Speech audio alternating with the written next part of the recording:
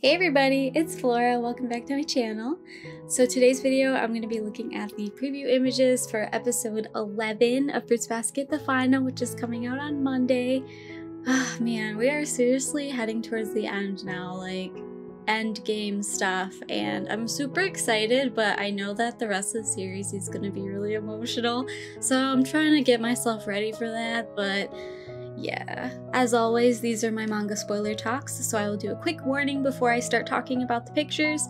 So I will be talking about manga spoilers in this video, so content that hasn't shown up in the anime yet. And if you are anime only and you don't want any spoilers, I suggest you head out of this video. I will be talking about my thoughts on my reaction videos, spoiler free.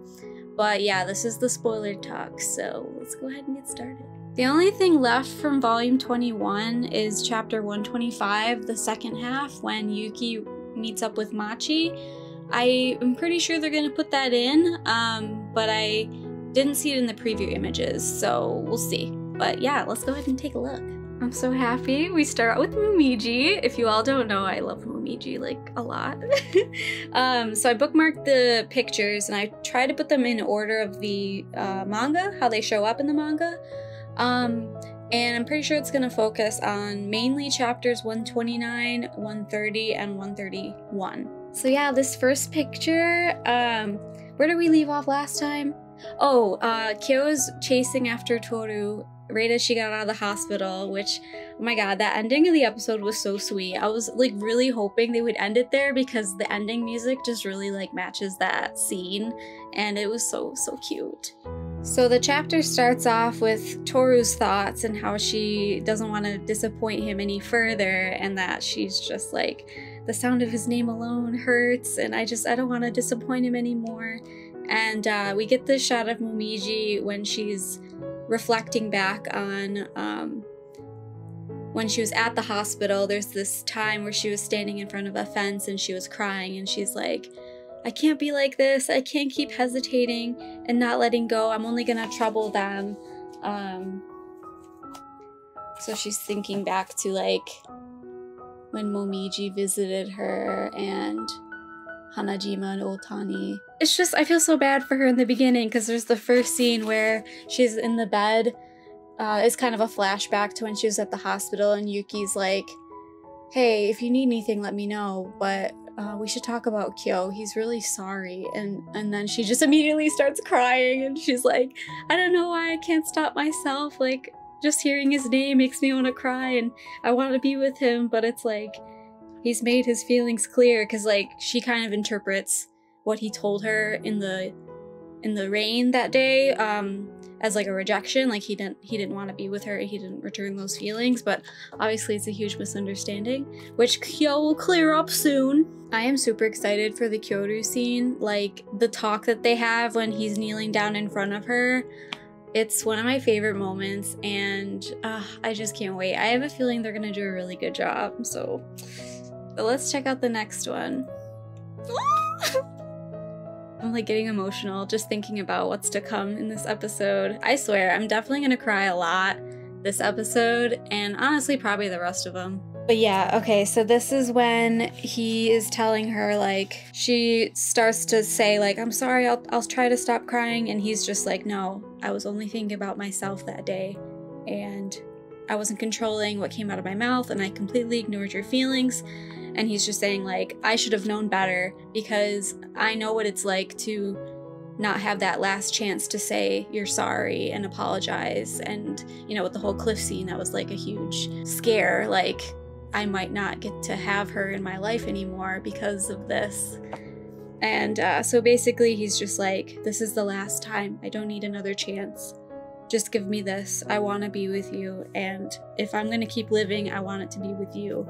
Which is kind of tying to what he said to his biological father last episode, and he says like, I'm gonna try living, and he wants it to be with Toru. So then the next part is she's like, so it's okay, I can stay with you, I can hold your hand and just be with you, and then this is the part here where he's like, you're already holding it. Oh, I just can't wait, it's gonna be so cute. You're already holding it. And then she makes this face. And that's when we get to the second kiss. Yes! Oh, she looks so cute. I think it's similar to this look here, but he already has his hand on her face, so it's probably somewhere like around here. But then he kisses her again. And like, I like the kiss, and I definitely like this one because like they're both conscious and aware and they both love each other, but visually like it wasn't my favorite kiss, so I'm kind of excited to see how the anime does it. So I just think it's gonna be super pretty animated. I can't wait. And I feel like this is a big turning point for Kyo. Like, oh, that smile. I think they mention it in a later chapter, but Toru's basically saying, you know, Kyo smiles a lot more, and I think this is his true self, and that's what attracts people to him. But yeah, he's just so smiley. So she asks Kyo, like, is it okay if I hold you? And he's like, well, we do have the curse between us, and I'm sure that's gonna make you suffer. But she's like, it's okay. Like, don't you know that I love you and it's okay? That feeling is invincible. I love this shot here. It's so cute. I hope they do that part justice. And just the way he looks at her. Then he's like, well, then I'm invincible too, as long as I have you. And yeah, that matches really well. And then that's when he pulls her in for the hug. So we get this really nice shot of them hugging, and that's when, boop, it happens.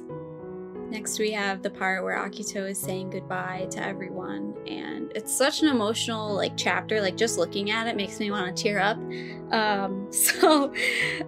But basically the next picture I think is Akito during the breaking.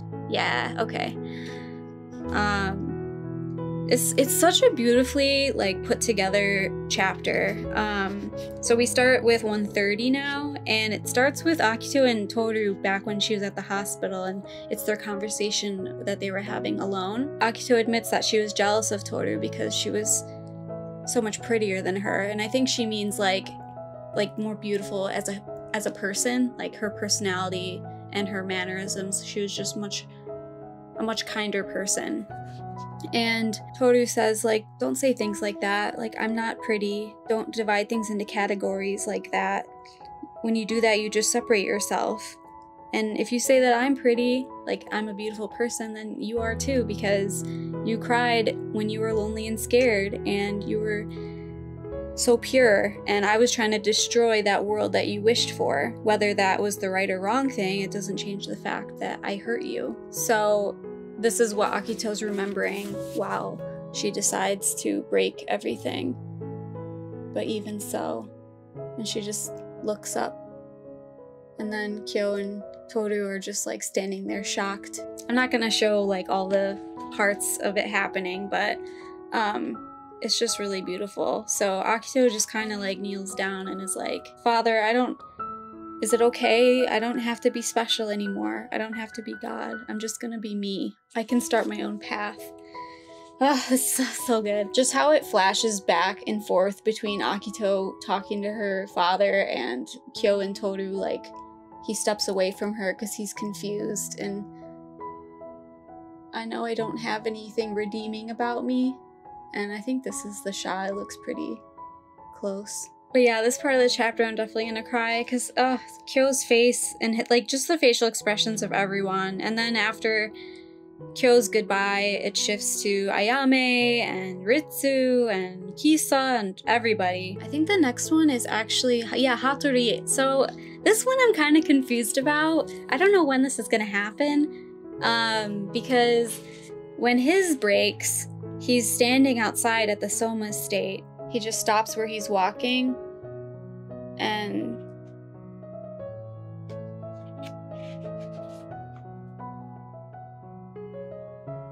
he starts to cry. So I don't know if they're like changing the Hatori scene, like maybe he gets out of his car and then he stops and his curse breaks and then he starts crying, but I don't know. Maybe they're trying to like mislead us to be like, oh, goodbye, what does that mean? Get in Hatori's car. I don't know. And oh, okay, so this is Shigeru's, which is right after Hattori. And Shigure is also walking outside, and he just kind of stops and is like, huh. So this is how it feels. But yeah, the rest of chapter 130 is just so great. Like, this chapter is just, I'm gonna cry. I'm pretty sure we're gonna get the Yuki stuff too, because his starts to break right before we start the first promise story with the god and the zodiac animals. And I think that's most of the rest of the pictures. Let's see. Yeah, okay. This story is really sad too. It's so good. So now we're in chapter 131, where it starts off with the story of the god that lived alone at the top of the hill. Do you remember the ending from season 2 when it showed like the hill and then they're all at the banquet? Like, oh, so beautiful. It's all connected. Anyways, so it really is interesting because the story of this god really ties into Akito too, like how the god developed a fear of other people and a fear of interacting with others, so that's why they stayed alone in their house at the top of the hill. And it really like connects with Akito at the same time. Like, the parallels are really cool. So then one day a cat came to visit, and the god was bewildered by the visitor. The cat bowed its head and said, "I've been watching you for a long time, and I want to be by your side." So then it was just God and the cat together, and it really made God happy to have a companion after so long of being alone. So then afterwards, God's like, okay, we're gonna have a banquet, and I don't get along with people, but I can invite all the animals to come. So, oh, this is okay. So this is implying like God and the cat, it was just the two of them for a while until the banquet happened, when all the animals came, and then they're all friends. They have all banquets under the moonlight for, who knows, many years, until the cat collapses and he is about to pass away. But then God decides to recite a chant to fulfill their promise and say that even if we all die, we're all still going to be together for many years. We'll always have banquets, and everything will stay the same until the end of time. So he made the cat drink before saying all those things, and the cat's like, no, I didn't want this to happen. I know it was only for a short time and I was happy to be with you, but if we both die and are reborn, I don't want to only see you in the moonlight if we meet again. I want to see you in the daylight. I don't want to see you living alone at the top of the mountain. I want to see you on the ground with everyone else, with the people. And, you know, his words are really meaningful, but everyone kind of interpreted that as a betrayal, like, oh, you don't want to treasure our bond. You don't want it to remain permanent. So I think this shot here is when the cat is saying all these things. And then the cat dies, but everyone turns away because they feel betrayed by him. I think the next picture, yeah, okay. So then this is the part where one after another, all the other animals passed, and then finally God was left all alone again. And this looks so pretty. Like, this almost like doesn't look like Fruits Basket because it's like such a different setting, but this looks like the snow is falling inside the cabin on the hill, and you can see all the torn blankets from the banquets, like where all the animals sat.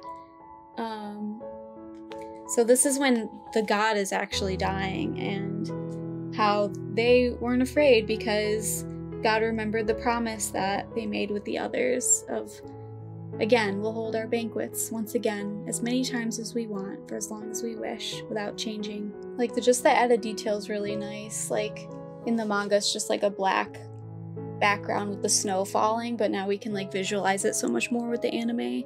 And I think the next, yeah, okay, so this next shot is really detailed, but it's right here. When God says, but everyone is waiting on the other side of our promise.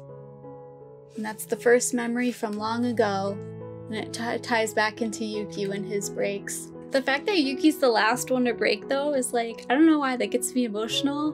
Maybe it's because like Yuki's such a big character in the series too, and like they always said that the rat was the closest one to God, but I don't know. I mean, in the story, it seems like the cat was the closest to God until the cat passed, and then I guess the rat. And the rat was the first one to arrive, so I don't know. But anyways, it goes back to the present with Yuki talking with Machi, and their scene happens. They didn't show any preview pictures of that, but their moment's super cute, and I'm super excited to see it. But I really like how after their scene, it goes back to the god speaking, saying, you know, at what point did our promise become a curse? And when did it change into a burden? I think this is the shot. Yeah. When the god says thank you. And I always found it so sweet, like when Kyo and Toru go to see Shisho, and then Kyo tells Shisho his curse broke, and just the face that Shisho makes is so emotional. I hope they keep it in. But so then they run into Haru and Rin, who are also at Shisho's, and then suddenly Toru remembers, like, Akito, and she asks Kyo if she can go see Akito, because you can imagine, like, if anyone's breaking apart during this entire thing, it's gonna be Akito. So they go to the Soma estate, and let's see, yep, the last one.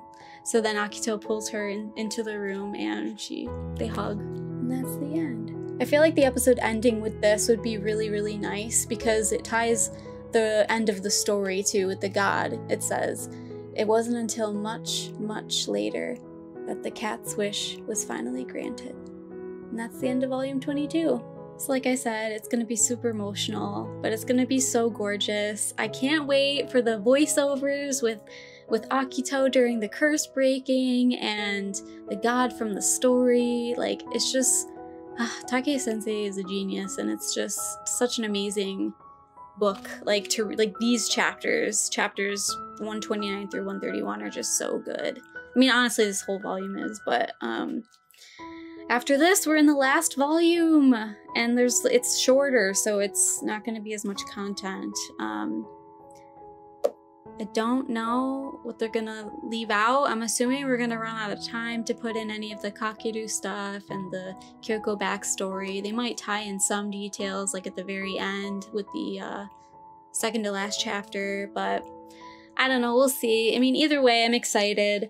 It's gonna be so gorgeous. I feel like this episode is really gonna hit me hard, and yeah, I'm not ready at all.